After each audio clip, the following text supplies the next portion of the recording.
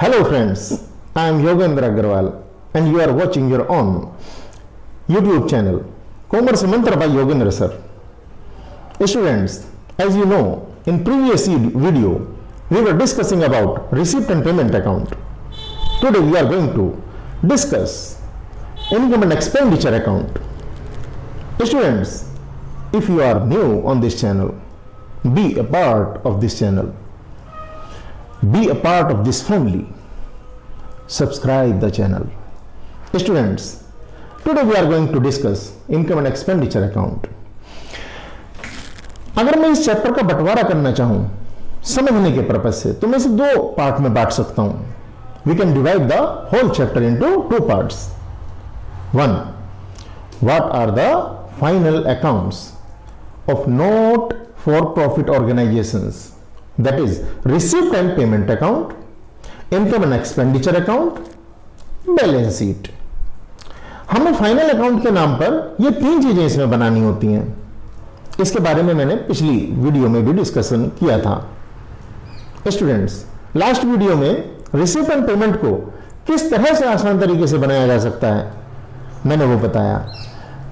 मैं उस वीडियो का लिंक भी डिस्क्रिप्शन में दे दूंगा, आप उसे देख सकते हैं अगर आपने नहीं देखी है. स्टूडेंट्स, सेकंड अगर मैं बात करूं पार्ट, तो वो मैं कह सकता हूं कि what is fund based accounting.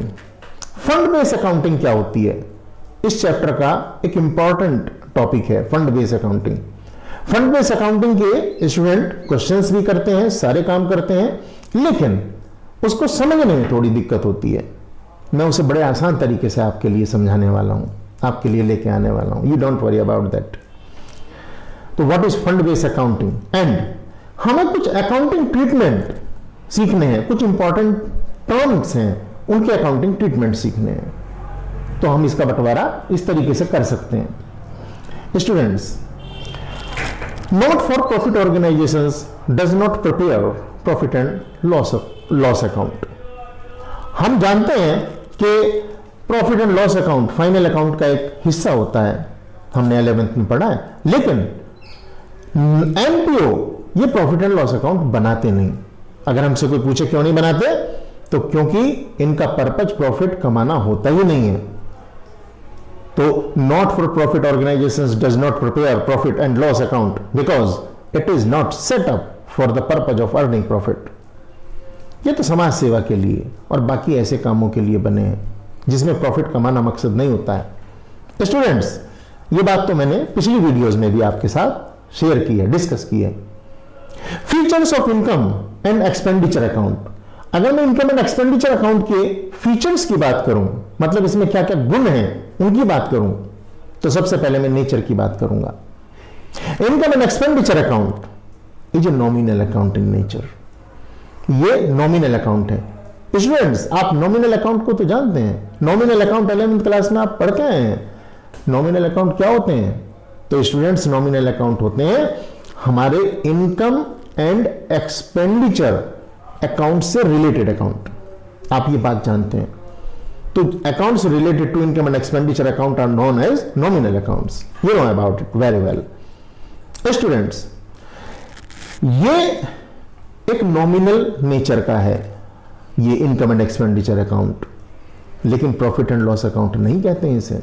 Reason मैंने अभी आपको बताया, क्योंकि हमारा जो ये हमने एनपीओ सेटअप किया है उसका मकसद ही नहीं है कि हम इनकम कमाएं. स्टूडेंट्स, बात करें अगर अकाउंटिंग पीरियड की, तो यहां अकाउंटिंग पीरियड की बात करने में हमें यह देखना है कि हम जब ये अकाउंट बनाएंगे तो हम कौन से आइटम, कौन से डाटा लेंगे. तो यहां मैं आपके लिए कहना चाहता हूं कि in this account we consider current accounting period only. हम केवल करंट अकाउंटिंग पीरियड को कंसीडर करते हैं. एंड वी डेबिट और credit those items which relate to current period. मतलब यह है कि अगर किसी वजह से आपने कोई पेमेंट किया, वो प्रीवियस पीरियड के लिए किया या नेक्स्ट पीरियड के लिए किया, तो उसे हम कंसीडर नहीं करेंगे. हम उसे कंसीडर नहीं करेंगे. मतलब उसका अगर पेमेंट इस साल में हुआ है लेकिन है वो किसी प्रीवियस पीरियड से या नेक्स्ट पीरियड से संबंधित, तो फिर हम उसका एडजस्टमेंट करेंगे। लेकिन जो केवल इस करंट पीरियड से संबंधित डाटा है, हम केवल उन्हीं को कंसीडर करेंगे। ठीक है, तो actual payment of these items does not matter. आपने सैलरी दी, 4 महीने की एडवांस में दे दी, तो ऐसा नहीं है कि 12 मंथ और 4 month, 16 month, you paid 16 month salary in a year, तो आप 16 मंथ को ही अपना एक्सपेंस मान लेंगे। नहीं, 4 month salary have to be adjusted. क्यों? क्योंकि ये करंट पीरियड के आइटम्स को ही कंसीडर करेगा जो करंट पीरियड से रिलेट करते हैं। तो ये इस लाइन का मैंने मतलब बताया आपके लिए कि करंट पीरियड से रिलेट करने का मतलब क्या है। I think you got it. फिर मैं बात करता हूं ओपनिंग एंड क्लोजिंग बैलेंसेस। तो ओपनिंग एंड क्लोजिंग बैलेंसेस की अगर बात करूं तो ये क्या होते हैं? This account does not have an opening balance but it will have closing balance. ये अकाउंट ओपनिंग बैलेंस तो नहीं रखता है, नॉमिनल नेचर का है। Nominal profit and loss account में कहां आपका कुछ बैलेंस होता था? होता था क्या? नहीं, यहां भी नहीं होगा ओपनिंग, लेकिन क्लोजिंग तो होगा, क्योंकि जितने भी आइटम आप लिखेंगे उसमें कुछ डिफरेंस होगा एक साइड का दूसरी साइड से। यस, उसे हम कहेंगे सरप्लस और डेफिसिट। जैसी भी सिचुएशन होगी, प्रॉफिट एंड लॉस तो कह नहीं सकते क्योंकि ये प्रॉफिट एंड लॉस अकाउंट नहीं है, हम उसे सरप्लस या डेफिसिट कहेंगे। आई थिंक मेरी बात समझ में आ गई है आपको। अब ये सरप्लस और डेफिसिट हम इसे लेकर के कहां जाएंगे? तो हम this closing balance is known as surplus और डेफिसिट, और हम इसे फंड में लेकर कैपिटल फंड में इसे ट्रांसफर कर देंगे। आई थिंक मेरी बात ये भी आपके समझ में आ गई है कि हमारा जैसे वहां होता था, जो आपने सोल प्रोप्राइटरशिप के अकाउंट पढ़े हैं, फाइनल अकाउंट, उसमें क्या होता था कि जो भी प्रॉफिट या लॉस हुआ उसे आप कैपिटल में ले जाते थे, कैपिटल का हिस्सा बना देते थे। अगर प्रॉफिट है तो ऐड कर दिया और लॉस है तो लेस कर दिया। ऑन द सेम लाइन यहां पर भी ऐसे ही होगा। तो we will be transferring this balance to capital fund in balance sheet. कोई नया नहीं है, बस थोड़ा थोड़ा सा बेसिक डिफरेंस है। आप अपनी पुरानी नॉलेज को अगर रटने की बजाय समझ कर आए हो तो बिल्कुल वही है, थोड़ा रंग रूप अलग है बस।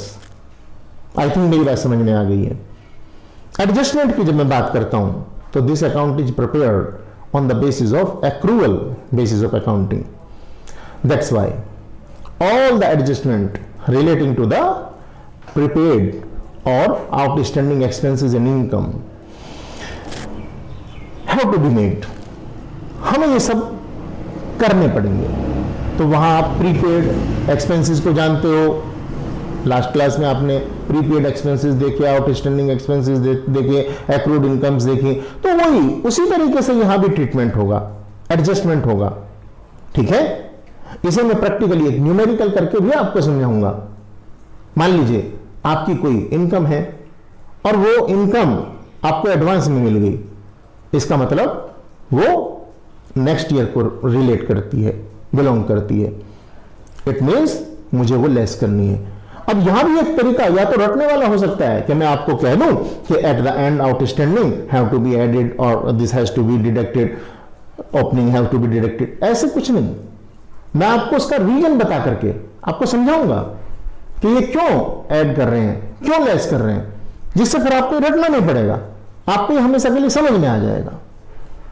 आई थिंक मेरी बात यहां भी आपको समझ में आ गई है।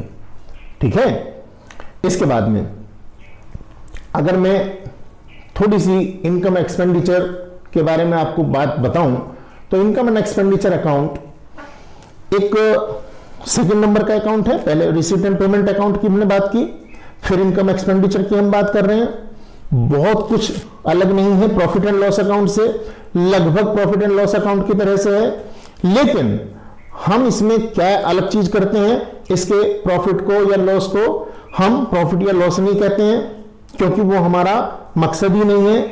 हम क्या कहते हैं, या तो डेफिसिट है, मतलब लॉस है तो डेफिसिट है, और अगर प्रॉफिट है तो सरप्लस है। और इस प्रॉफिट को या लॉस को, जो भी हमारा ये बैलेंस आया, उसको हम कहां ट्रांसफर करेंगे, हम उसे कैपिटल अकाउंट में भेज देंगे, कैपिटल जो फंड की हम बात कर रहे हैं। तो हम इन सब चीजों को ध्यान में रखते हुए जब इसे बनाएंगे, और मैं इसको एक जब न्यूमेरिकल करके आपको दिखाऊंगा तो आप देखेंगे कि जो चीज बच्चे रट लेते हैं उसको रटने की जरूरत नहीं है कि एट द एंड है तो ऐड करो, एट द बिगिनिंग है तो लेस करो। अब मान लीजिए वो एक्सपेंस है तो आप ऐड कर देंगे, लेस कर देंगे। अब एग्जाम में तो कंफ्यूज हो जाएंगे आप। जब आप घर पे कर रहे होते हो प्रैक्टिस तो 10, 20, 50 क्वेश्चन करते हो, इसलिए आपको उस टाइम याद रहते हैं। एग्जाम में जाकर के तो दिमाग में टेंशन हो जाएगी, तो फिर उसको समझ लेंगे हम, फिर आपको एग्जाम में कोई टेंशन ही नहीं है। जैसे आपको अपना डेली रूटीन बिना याद करे याद रहता है, जो भी आप करते हो सुबह से शाम तक, उसे कभी याद करते हो क्या? नहीं याद करते हो, फिर भी वो याद रहता है ना। इसका मतलब उसको जिस रूट से हम याद करते हैं ऐसे ही इसको भी समझेंगे। Okay, thank you for watching. अगर आपको ये पढ़ाने का तरीका बढ़िया लगता है, सही लगता है, तो फिर आप इस चैनल को सब्सक्राइब कीजिए और इस फैमिली का हिस्सा बनिए। मैं आपके लिए इसी तरह से बहुत अच्छी वीडियोस लेकर आता रहूँगा। Thank you very much.